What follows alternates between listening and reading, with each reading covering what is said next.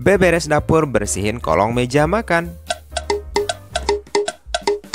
Hai guys, di video kali ini aku mau share kegiatan kembali ya. Share kegiatan beres-beres gitu. Seperti biasa ya, biasanya kalau kami itu bikin konten di dapur itu selalu dekat cuci piring, dekat kompor-kompor gitu ya. Jarang banget kami mempublish bagian meja makannya yang ini nih guys.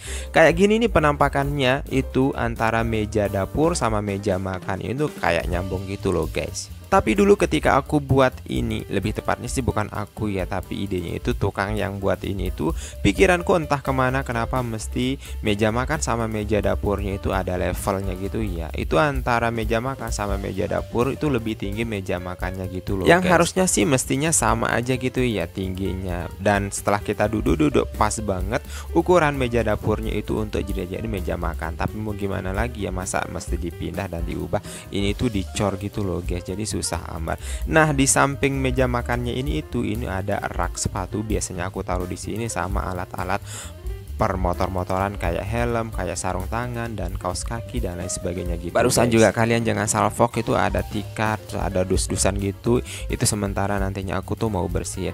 Nah, sekarang aku tuh mau unboxing unboxing. Ini itu aku buka, ini perdana banget aku ngebuka bagian kolongnya yang ini tuh bagian salah satu aib-aib lah ya. Kenapa mesti aib-aib? Karena memang di setiap rumah tangga itu kan pasti ada barang-barang yang sebenarnya itu kita butuhkan, kita pakai gitu ya. Tapi memang kalau misalkan kita nggak bener-bener pandai mengatur dan menempatkannya itu bisa jadi berantakan gitu guys. Pertama-tama tadinya itu aku pindahin dulu beberapa barang-barang yang ditaruh di sini kayak nampan, kayak nyiru, kayak bekas galon, atau mungkin ada beberapa barang-barang yang lainnya itu aku pindahin dulu. Lalu kemudian aku sapu-sapu dulu. Harus disapu dan rencananya nanti juga mau dipel. Karena kalau ini nggak dibersihin apalagi ditutup pakai gorden kolong begini itu bisa jadi menimbulkan bau apek gitu ya. By the way, ini aku ambil videonya ketika aku libur ya, makanya ini aku bisa kerjain sendiri sementara istriku itu lagi masuk sekolah dan anak kami Gibran dibawa sama kakak.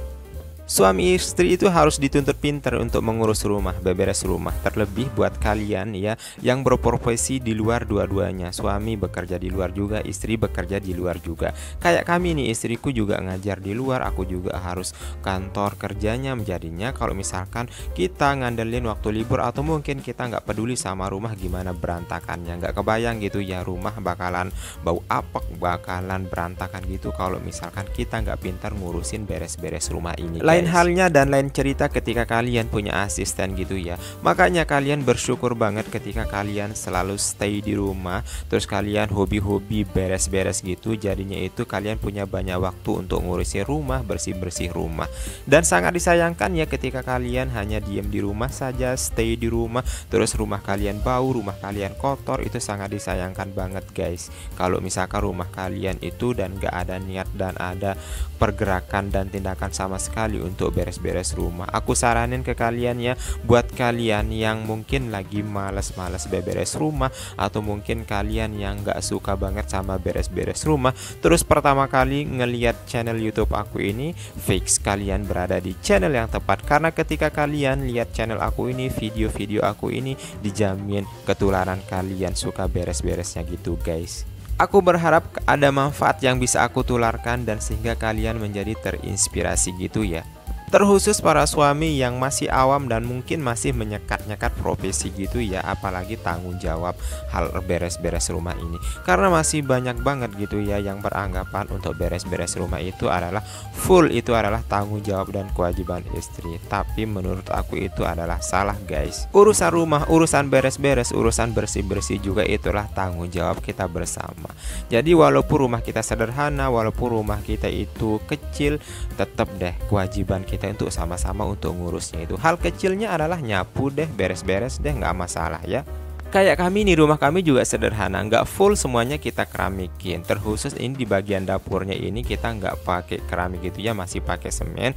Dan kalau di bagian yang lainnya alhamdulillah udah kita keramik. Nanti deh semuanya ini ada rencananya kita keramikin juga. By the way, sekarang kita lagi majang-majang sepatu sama sandal gini ya. Ini sengaja kita taruhin di dalam dekat pintu keluar masuk gini, biar kita mudah aja gitu ngambilnya. Sengaja kita nggak taruh di luar ya, karena emang kalau di luar itu kelihatannya itu berantakan banget. kan. Nanti juga ada bocil-bocil sukanya itu ngeberantakin gitu, nanti terlihatnya itu kotor gitu. Aku tuh nggak suka banget sama sandal-sandal yang berantakan gitu guys. Terus ini juga aku taruhin helm, aku juga taruhin beberapa perlengkapan pakai motor, ada kaos kaki, itu ada juga kaos tangan, sarung tangan maksudnya itu ya. Aku taruhinnya biasanya di situ. Next, sekarang aku lagi bersihin di bagian kolong meja makannya. Ini tuh nggak lupa banget itu harus dipel terlebih dahulu. Oh iya, tadi juga aku udah pel di bagian rak sandal itu ya, karena memang harus dipel banget biar bau apeknya itu hilang.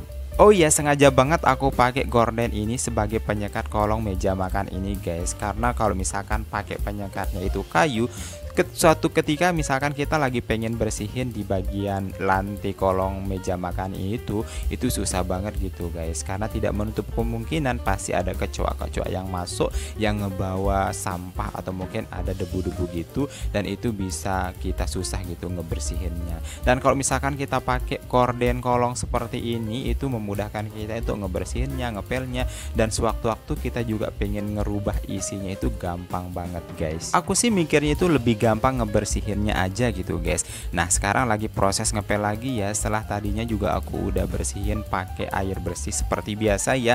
Aku kalau ngepel itu selalu pakai tips yang itu. Terus yang kedua, tadinya juga aku udah siram-siram pakai deterjen, bukan deterjen tapi Soklin lantainya itu. Terus nantinya juga aku sekarang ini lagi tahap pakai Kanebo gitu guys. Mungkin kalian yang udah nonton tips ngepel alaku itu ya, silahkan deh tonton di video aku yang belum, tips gimana caranya ngepel yang hasil kinclong ya. Beginilah caranya, mungkin yang lebih detailnya ada juga di video yang sebelumnya ya, yang menurut aku ini masih jarang banget orang lakukan tahap yang seperti aku lakukan itu guys. Lanjut, sekarang di bagian meja makannya ini ya, tak lupa juga ini harus dipel. Kalau ini mah sering banget dipel ya, karena emang harus banget harum, harus banget itu bersih. Ini kan tempat makan gitu ya, jadi itu mungkin ada berminyak, bekas-bekas kita makan, tetap deh dipel. Kalau yang ini aku ulangi lagi ya, tips ngepel itu hasilnya itu maksimal banget menurut aku. Yang pertama itu adalah kalian itu ngepel itu jangan langsung dicampurkan pakai Soklin lantainya gitu atau pewangi lantainya gitu ya, tapi kalian itu ngepelnya itu pakai air bersih dulu. Sebelumnya itu kan tentunya harus disapu dulu dong, jangan main pel-pel aja sampai harus disapu. Nah, selanjutnya yang langkah yang kedua itu adalah kalian mencampurkan Soklin lantainya itu, terus kalian tabur-taburkan, kalian pel lagi, dan terakhir itu kalian pakai Kanebo. Itu hasilnya maksimal banget guys. Kalian langsung bisa pakai dan tempati gitu tanpa harus menunggunya kering. Kayak aku nih, aku juga lagi memasang kembali, menempatkan posisi-posisi yang tadinya itu aku udah bongkar. Kayak ada bekas galon nih, ada nyiru, ada baka, pokoknya ada barang-barang yang mungkin itu ngerempengin gitu ya, tapi itu kita butuhkan banget, dan itu kita tidak perlu munafik ya, kita itu harus butuhkan gitu guys. Nah, selanjutnya sekarang ada beberapa rak-rak atau mungkin ada beberapa barang yang sekiranya kalau misalkan ditaruh sembarangan bisa kelihatan berantakan gitu. Mumpung ada yang ini ya manfaatin aja tuh kan, jadi ketutup deh aib-aib kotornya gitu, tapi rapih gitu ya. Biar lebih estetik, aku tuh selalu nambahin aksen taman hidup gitu ya. Salah satunya ya pot bunga yang hidup ini guys. Ini tuh bunga yang hidup ya, yang mungkin sebagian orang apaan sih cuma naruh-naruh gitu aja, tapi buat kita yang hobi itu ada kebahagiaan tersendiri gitu loh guys. Terus aku juga taruhin kembali ember bekas seperti ini sebagai kursi pengganti gitu guys. Ini tuh masih bisa dimanfaatkan barang bekasnya untuk sebagai tempat kita duduk makan di sini.